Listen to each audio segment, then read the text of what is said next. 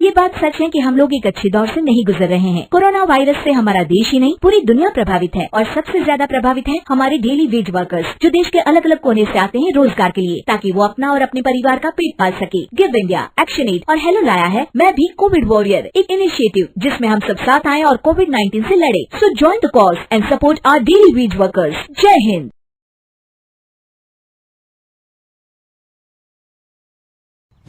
एक दिन राधिका और उसकी सास को घर पर अकेले रहना पड़ गया था।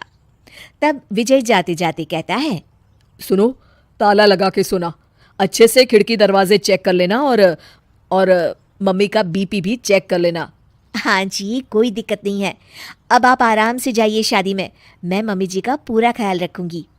और अपना ख्याल भी रखना। हाँ जी, अपना भी रखूंगी। अब जाइए ना आप। थोड़ी देर बाद गांव में जीप पर लगे एक स्पीकर से अनाउंसमेंट होती है। जीप वाला आदमी कहता है, सुनिए सुनिए, गांव में चोरी होने की वारदातें काफी बढ़ गई है, इसलिए सावधानी बरतें, अपनी खिड़की दरवाजे सही से बंद कर लें। अरे राधिका, सुना तुमने? मुझे तो बड़ी घबराहट हो रही है। नहीं मम्मी जी, आप घबराइए मत, मैं हूं ना। मैंने सारे खिड़की दरवाजे बंद कर दिए हैं और कुछ भी होता है तो पुलिस का नंबर तो है ही मेरे पास। अच्छा, मेरी तो सांसें तेज चल रही है बेटा। एक तो ये विजय भी घर पर नहीं है। मम्मी जी, वो भी जल्दी आ जाएंगे, मेरी अभी फोन पर बात हुई थी। आप बस रिलैक्स रहिए। उधर दूसरी तरफ दो चोर रात में गांव में चोरी करने का प्लान बनाते हैं। दोनों सास बहू अकेली है उस घर में। अच्छे से पता लगाया नो? हाँ, कोई और नहीं है घर पर।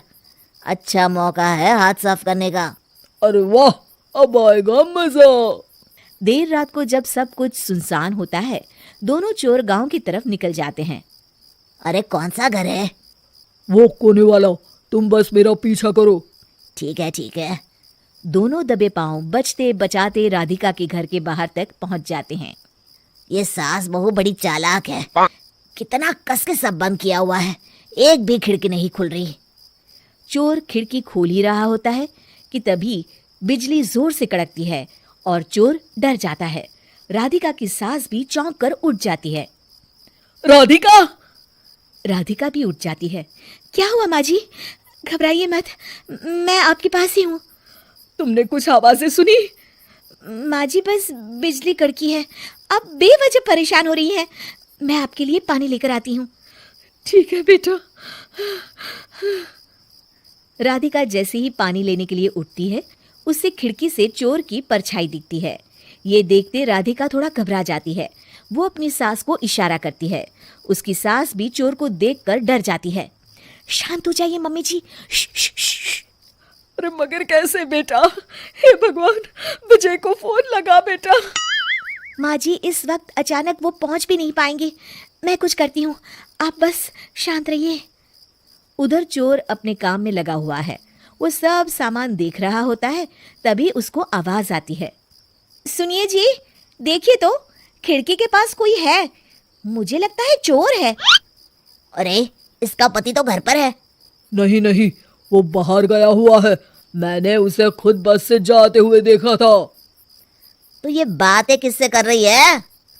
राधिका जानबूझकर जोर जोर से बातें करने लगती है। सुनिए जी, जल्दी आइए ना बाहर, मुझे पक्का शक है कि घर में कोई घुस आया है। अरे लगता है इसका पति आ गया है, ये दोनों अकेली नहीं है।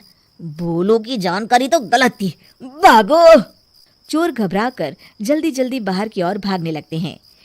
तभी एक चोर का पांव फिसल जाता है, मगर वो फिर से जल्दी से खड़ा होकर भागने लगता है। वो गली के कोने तक पहुंचने ही वाला होता है कि पुलिस उसको पीछे से आके पकड़ लेती है।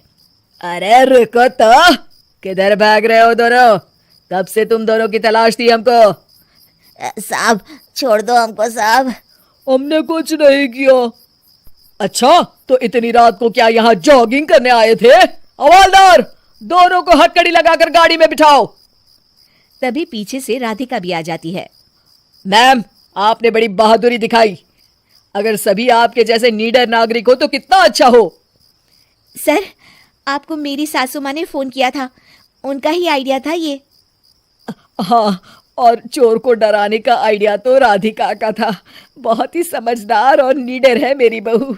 चलिए, आप दोनों का ही बहुत बहुत शुक्रिया। आपने इन चोरों को पकड़वाकर देश की मदद की है। और हाँ, पुलिस स्टेशन आकर अपना इनाम जरूर से ले लीजिएगा। और अगले दिन विजय शहर से आ जाता है। वो अखबार में तस्वीर देखता है जिसमें राधिका और माँ इनाम ले रहे होते हैं। माँ, आपको कोई चोट तो नहीं आई है ना?